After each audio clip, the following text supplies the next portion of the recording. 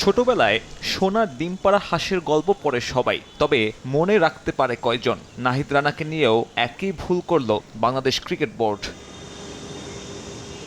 দীর্ঘ ২৩ বছরের অপেক্ষা শেষে আরাধ্যের অস্ট্রেলিয়া সফর সাদা পোশাকে টাইগারদের যোগ্যতা প্রমাণের বড় মঞ্চ।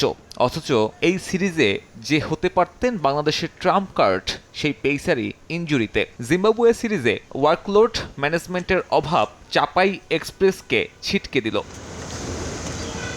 ৪০ দিনের ব্যবধানে লিস্ট এ, ওয়ানডে আর টি-20 মিলিয়ে নাহিদ রানা বল করেছেন ৬০ ওভারেরও বেশি। নিজেদের প্রিমিয়াম ফাস্ট বোলারের এমন অতিমাত্রায় ব্যবহার ক্ষতিটাই করল। শনিবার আনুষ্ঠানিকভাবে এমন খবর নিশ্চিত করেছে বিসিবি। গ্রেড 2 ইনজুরি সারতে লাগবে অন্তত ১ মাস।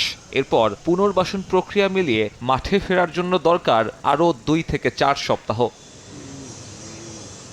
শুধু নাহিদ রানা নয়, সিরিজের প্রথম ম্যাচে পাওয়া যাচ্ছে না লিটন দাস আর শরীফুল ইসলামকে। সিঙ্গাপুরে চিকিৎসা শেষে অনুশীলনে ফেরার জন্য অপেক্ষা করতে হবে এলকেডির। ১৩ই আগস্ট তার ফিটনেস টেস্ট। সে পরীক্ষায় উতরালে দ্বিতীয় টেস্টে পাওয়ার আশা লিটনকে ঘিরে।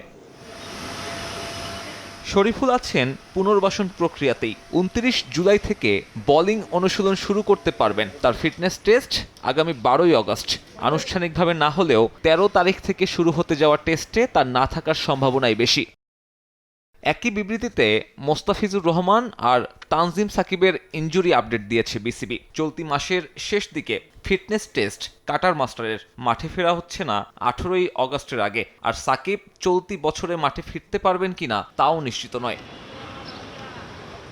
অবশ্য আপাতত সাদা বলের ফরম্যাটে গুরুত্বপূর্ণ সিরিজ না থাকায় এ দুজনের ইনজুরি ঠিক ততটা চিন্তার নয়। তবে ২৩ বছর পর সুযোগ পাওয়া অস্ট্রেলিয়া সফরে দলের সেরা পেসারের অনুপস্থিতি টিম ম্যানেজমেন্টের দূরদর্শিতার অভাব প্রমাণ করেছে বেশ ভালোভাবেই। সাব্বির মিথুন, সময় সংবাদ।